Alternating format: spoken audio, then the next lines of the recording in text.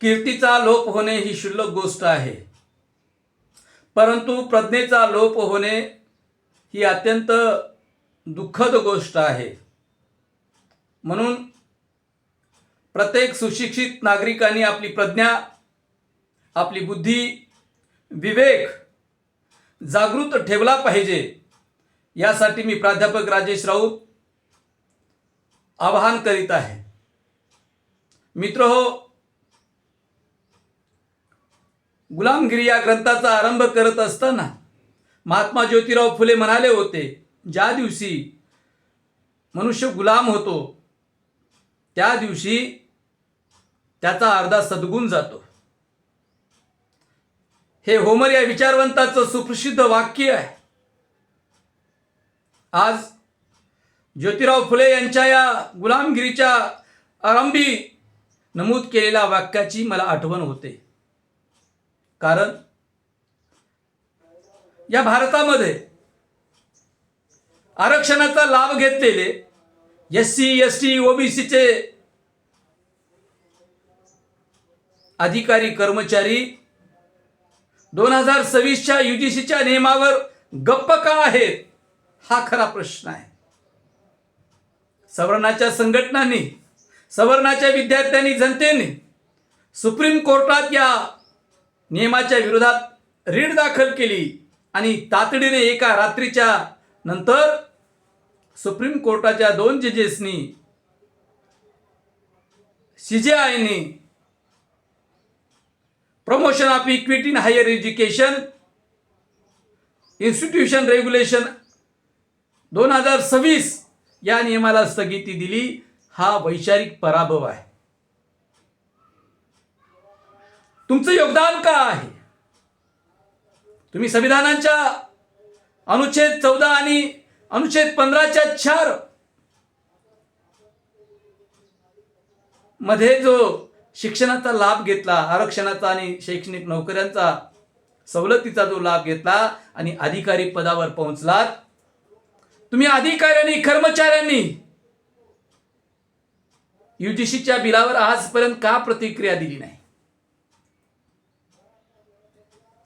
University Grant कमिशननी जो नियम लागू केलेला आहे त्या नियमामुळे SC, ST, OBC समुदायातील विद्यार्थ्यांना जातीगत भेदभावाला बळी पडता येऊ नये, त्यांच्या रोस्टरमध्ये छेडछाड होऊ नये, त्यांच्या जागा रोस्टरप्रमाणे आरक्षणाप्रमाणे भरण्यात याव्या, त्यांच्यावर संस्थात्मक अन्याय अत्याचार होऊ नये, त्यांच्या गुणदानामध्ये भेदभाव होऊ नये, यासाठी तर हा नियम आणला होता ना. तरी सुद्धा या देशातील डॉक्टर, इंजिनियर, प्राध्यापक, वकील आणि सर्वच क्षेत्रामध्ये लोकसेवा आयोगाच्या माध्यमातून, राज्यसेवा आयोगाच्या माध्यमातून हुद्द्याच्या पदावर गेलेली, मोठ्या मोठ्या पदावर गेलेली ही SC, ST, OBC समाजातली अधिकारी मंडळी आज मुख गिळून का बसली आहे, हा प्रश्न विचारण्यासाठी मी प्राध्यापक राजेश राऊत या व्हिडिओच्या माध्यमातून हा सवाल करीत आहे. अरे तुम्ही सामाजिक बांधिलकी विसरलात, तुम्ही तुमचं सामाजिक कर्तव्य विसरलात तर लक्षात ठेवा, येणारी पिढी तुम्हाला माफ करणार नाही. आज तुम्ही ज्या पदावर पोहोचलात त्यासाठी तुमच्या बापजाद्यांनी फुले शाहू आंबेडकरांची चळवळ जिवंत ठेवली, या संविधानाचं संरक्षण केलं, आरक्षणाच्या तत्वाचं संरक्षण केलं आणि म्हणून आज तुम्ही त्या आरक्षणाचा लाभ घेऊन प्रमुख पदावर पोहोचलेला आहात. याचं भान हा उच्च शिक्षित आरक्षणाचा लाभार्थी वर्ग का विसरतो आहे, हा प्रश्न आहे. बाबासाहेब आंबेडकरांनी म्हटलं होतं, tell a slave that is a slave he will be revolt. गुलामाला गुलामीची जाणीव करून द्या, म्हणजे ते गुलामगिरी विरुद्ध बंड करून उठतील. शिष्टपणा दाखवून, सभ्यपणा दाखवून, अरे चोंबडेपणा दाखवून जे अधिकारी कर्मचारी आज UGCच्या नियमापासून अलिप्त आहेत, एक विरोध करत नाहीत, त्यावर मत व्यक्त करत नाहीत, कार्यकर्त्यांना सहकार्य करत नाहीत, सामाजिक संस्थांना सहकार्य करत नाहीत, त्या नीचपणा धारण केलेल्या अधिकारी कर्मचाऱ्यांच्या तोंडावर थुंकतो आणि त्यांना जाहीर सांगतो, पहिल्यांदा आरक्षण जर धोक्यात आलं तर तुम्ही धोक्यात येणार आहात, तुमच्या पिढ्या धोक्यात येणार आहेत. म्हणून तुम्ही सामाजिक बांधिलकी जपली पाहिजे. तुमच्याकडे जी काही संपत्ती गोळा झालेली आहे, जे काही तुम्ही आर्थिक आणि सामाजिक दृष्ट्या सदन झालेला आहात, स्थिर झालेला आहात, ते स्थैर्य नष्ट झाल्याशिवाय राहणार नाही. म्हणून प्रत्येक अधिकारी कर्मचाऱ्यांनी ही फुले शाहू आंबेडकरांची चळवळ, ही राष्ट्रव्यापी चळवळ जिवंत राहिली पाहिजे. यासाठी त्यांना आर्थिक पाठबळ देणं अत्यंत आवश्यक आहे. कर्मचारी अधिकाऱ्यांच्या संघटनाने, मग ते विद्यापीठीय क्षेत्रातील असो की बाहेरील असो, त्या सर्व संघटनांनी संघटित होऊन UGCच्या बिलाचं समर्थन केलं पाहिजे. ज्याप्रमाणे उच्चभ्रू जातीच्या संघटना, त्यांचे विद्यार्थी कार्यकर्ते यांनी संघटित होऊन विरोध प्रदर्शन केलं आणि UGCच्या 2026च्या नियमाला सुप्रीम कोर्टातून स्थगिती आणली, त्याप्रमाणे ही स्थगिती उठवण्यासाठी देशातील तमाम आरक्षित वर्गातल्या ज्यांनी आरक्षणाचा लाभ घेतला त्या सर्वांनी, SC ST OBCच्या नागरिकांनी कार्यकर्त्याला पाठबळ दिलं पाहिजे. पुरे झाला तुमचा तो शिष्टपणा, अधिकारी कर्मचाऱ्यांनो, पुरे झाला तो तुमचा शंडपणा. आणि किती दिवस तुम्ही आपल्या घरामध्ये दडून राहणार आहात? जर तुम्ही अधिक काळ दडून राहिलात, लपून बसलात, नेबळटपणा केलात, तर या देशाचं संविधान आणि या संविधानातील आरक्षणाची तरतूद हे सनातनी रद्द केल्याशिवाय शांत बसणार नाही. आणि म्हणून आरक्षण नष्ट झालं तर तुमच्या नोकऱ्या धोक्यात येतील, तुमच्या पोरांच्या हातात कटोरा आल्याशिवाय राहणार नाही.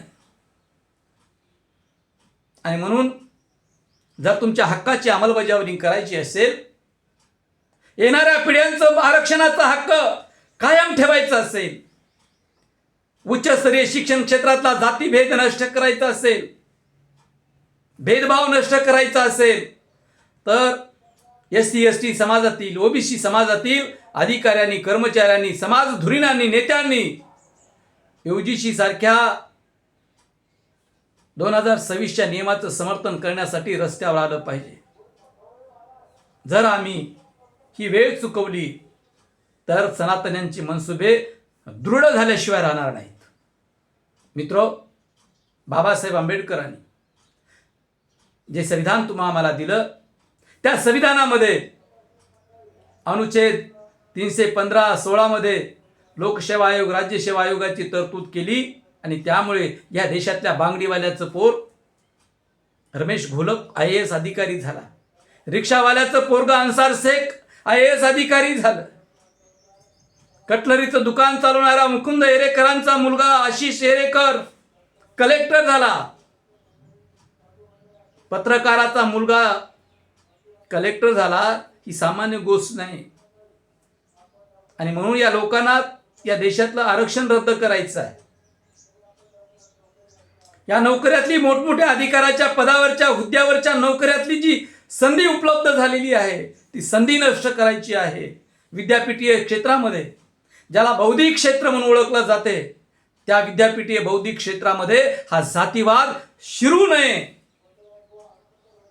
शिक्षण क्षेत्राबाहेरील कोणत्याही संघटनेने हस्तक्षेप करून उच्च शिक्षण क्षेत्राला प्रभावित करू नये. म्हणून बुद्धिजीवी वर्गाने, डॉक्टर, इंजिनियर, वकील, प्राध्यापक, IAS IPS, लोकसेवा, राज्यसेवा आयोगातून हुद्द्याच्या मोठमोठ्या पदावर गेलेल्या माझ्या तमाम बहुजन समाजातील, दलित आदिवासी समाजातील, OBC समाजातील तमाम नागरिकांना आवाहन करतो की आपण आपल्या या चळवळीला सहकार्य केलं पाहिजे, प्रत्यक्ष अप्रत्यक्षरित्या मदत केली पाहिजे.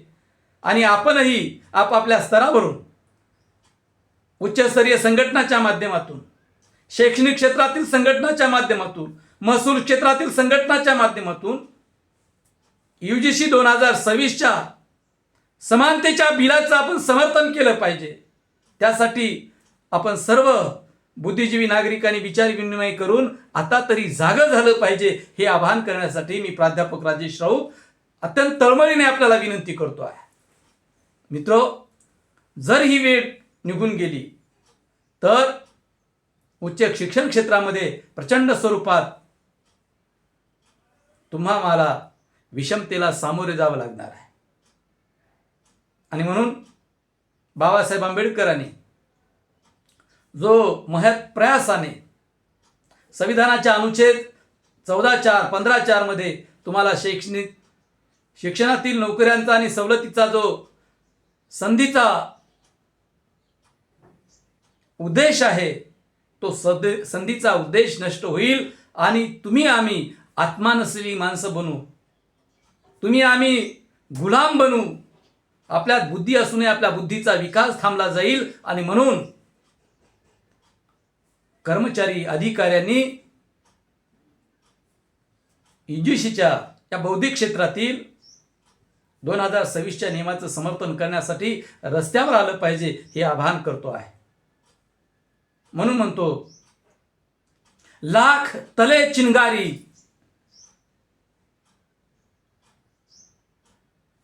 जंग की तयारी जरूरी है. आणि मित्रो, बाबासाहेब आंबेडकरांच्या सुप्रसिद्ध वाक्याने मला आज तुम्हाला विचार करण्यासाठी प्रेरित करायचं आहे. बाबासाहेब आंबेडकर स्वतः म्हणाले होते की तुम्ही माऱ्याच्या आणि मोक्याच्या जागा काबीज करा, कारण त्यात आधारे तुम्ही आपल्या समाजाची सेवा करू शकता, देशाची सेवा करू शकता.